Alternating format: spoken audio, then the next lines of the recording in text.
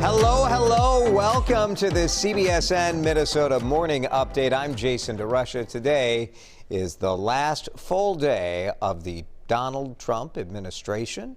Some people will be sad about that, some people happy, but part of America, right? We move forward with a new administration tomorrow. I thought about asking you for comments about that, about this being the final day of the Trump administration, but I also thought, you know what, I've heard enough. Is anyone changing their mind this morning? I don't think so. So we're going to talk about something a little more fun this morning. Give you something to dream about because the weather is not anything. Yeah, there it is. Riley nailed it there with the CBSN Minnesota Morning Update forecast. 4 p.m. Brr! It's about 18 right now as we bring you this update in the 7:34 time slot. It is chilly this morning. It's going to get colder as the day goes on. It may be snowing in your area. There are some pop-up flurries. We had some flurries out near Lake Minnetonka. There's some flurries now in the north suburban area. So be aware of that throughout the morning hours. But once we get into the afternoon, the flurries will be gone and the chill will be on, but not for long. Things are warming up over the next couple days before they cool down again. The roller coaster is on. Maybe you will be able to escape the cool temperatures with an amazing luxury vacation because perhaps tonight is your night to win the big lottery jackpot. Today and tomorrow, $1.6 billion on the line. Nearly $1 billion tonight. Mega Millions is at $850 million. It's the second highest Mega Millions jackpot in history. The Powerball is at $730 million tomorrow. So we wanted to know, how do you pick your numbers?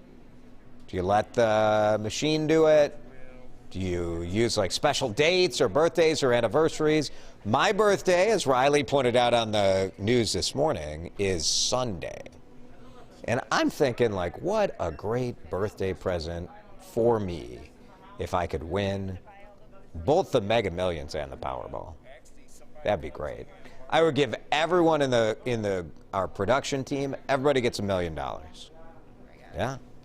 Producers, $500,000.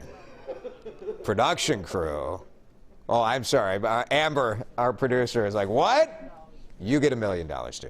It's on tape. If I win $850 million, you all get $1 million. My wife better deal with it. That's what's happening. So let us know how you pick your numbers. I usually let the machine do it, but it is kind of fun to fill out the little bubbles and pick your own numbers with, like, you know, family birthdays or whatever. So let us know. We'll read through some of that in just a moment. Minnesota does have a new COVID-19 vaccination plan in place. Today's your day. Who's lining up at noon to try to get a spot in the vaccine line? Oh, remember when we used to do that to go to concerts? It was so much more fun. I don't know, actually, like, the anticipation, I am more excited about getting a vaccine, I'll tell you that much. If you're a teacher, a child care worker, or older than 65, you're all eligible. Problem is, in Minnesota, that's 1 million people. We don't have 1 million shots. Right now, Minnesota getting about 60,000 doses every week. Some of that is allocated for people with, pre-existing conditions. Over 75, they're in long-term care facilities, hospital workers, whatever. So only about 20,000 or so will be allocated to the newly eligible million. So if you're in that new group and you want a shot, be prepared to wait, but you can sign up starting at noon today. Minnesota's largest school district is bringing the youngest kids back to in-person learning today. Remember, the governor told all the school districts around the state, like, let's go, let's bring the elementary kids back, regardless of the virus load in your county. So Anoka Hennepin School District, they're a big one. They'll have kindergarten, first, and second graders. They're back in school today. 5 days a week, full-time. Some families were able to choose distance learning, but I'll tell you, I have a lot of friends and family members with kindergarten, first, and second graders. It's hard to do distance learning. It just is. Like trying to manage your kid on a screen when they're 6. Yeah. So the district will start transitioning the rest of the hopefully things go well, right? If things go well over the first couple weeks, then they'll bring the 3rd graders, the 4th graders, the 5th graders. Middle and high schoolers still continuing distance learning. The research does show those older kids do get sick, and they do pass the virus along, at least somewhat. So that's why it is the way it is. As I mentioned, today, the last full day of the Trump administration. President Trump expected to spend his final full day in office issuing pardons and commutations. That is something that is very typical of a president on the way out the door. But this process is a little different. Expected to pardon about 100 people.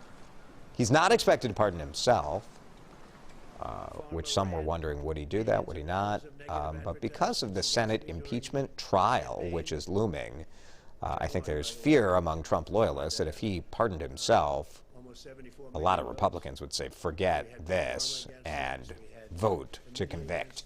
Security in Washington, D.C., it's super tight leading up to President-elect Joe Biden's inauguration tomorrow. It's going to be, I mean, this was just 2 weeks ago, right? 2 weeks ago tomorrow.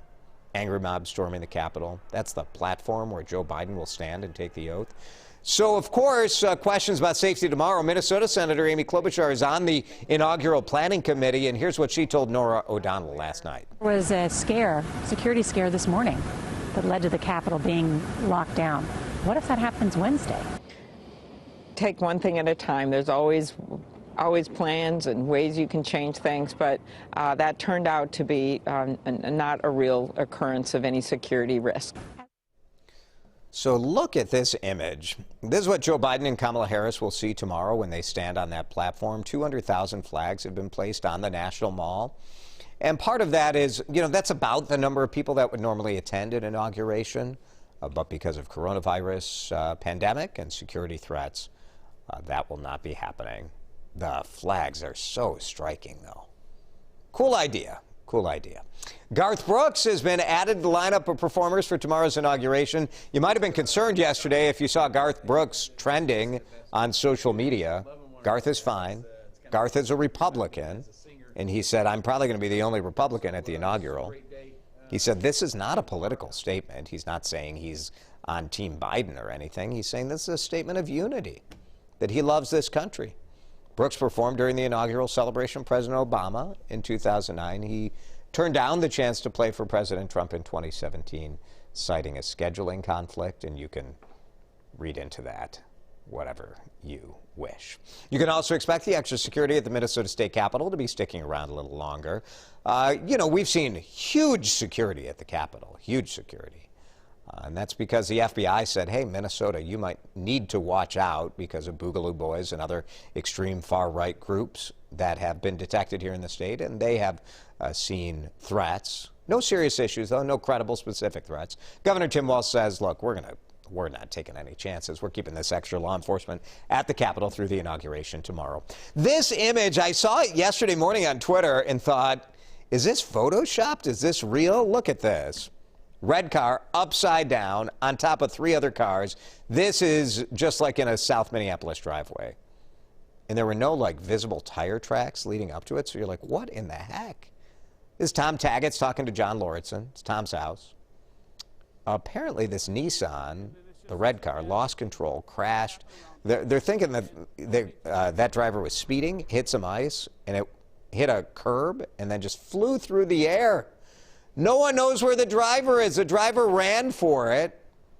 Unbelievable. What a crazy situation for this guy. To have something like this happen now is just devastating because I just don't understand. I did nothing wrong. You know what I mean? And it's just too bad that things happen around here and nobody takes accountability and nobody takes, you know, it just seems like it's okay, and it's not okay. I mean, that's the real bummer about this, right? He was fixing up these 3 cars. One of them was in the process of being sold. One belonged to his aunt who had recently died. Police say they're looking into it. This car was not reported stolen. It's registered to a guy and his son. One lives in Blaine, one lives in Minneapolis. Tom hoping insurance will help him. But, you know, when you're fixing up cars, you never quite know whether the insurance will cover it or not. Over the past year, we've all likely been afraid or worried at some point about the COVID-19 pandemic. But this is either a horribly sad incident of mental illness or someone who just like really let the fear take over his soul. There's a man that has been living at Chicago's O'Hare International Airport for months. Aditya Singh arrived from Los Angeles in mid-October. So he just stayed at the airport. After he was finally discovered, he told authorities he was too afraid to fly back to LA because of the pandemic. He's been inside security. He never left the security zone. Apparently, 2 United Airlines workers confronted him on Saturday and were like, "Who are you? Can I see your work ID?" And the ID he had was a stolen ID. So he had like a manager ID. Singh is charged with trespassing in a restricted area of the airport and also theft.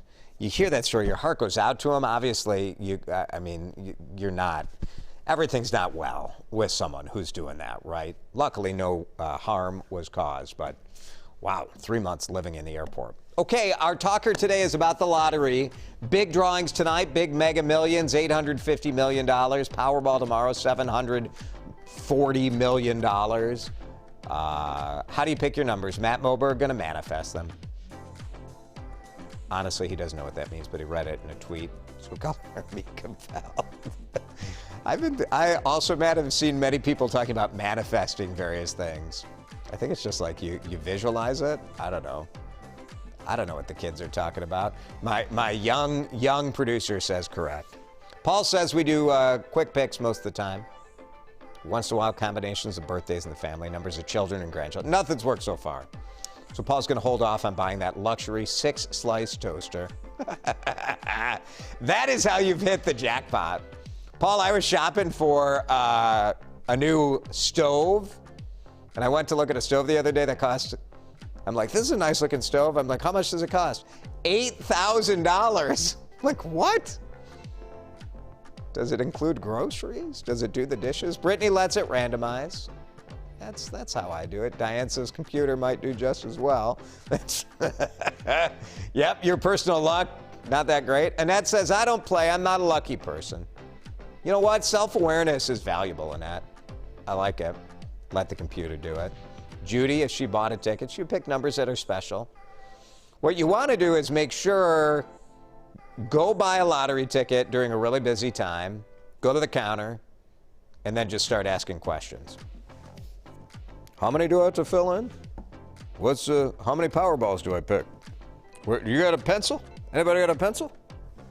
Peggy picks birthdays, anniversaries, favorite numbers. And then close your eyes and see where the pen lands. I like that. That's kind of fun.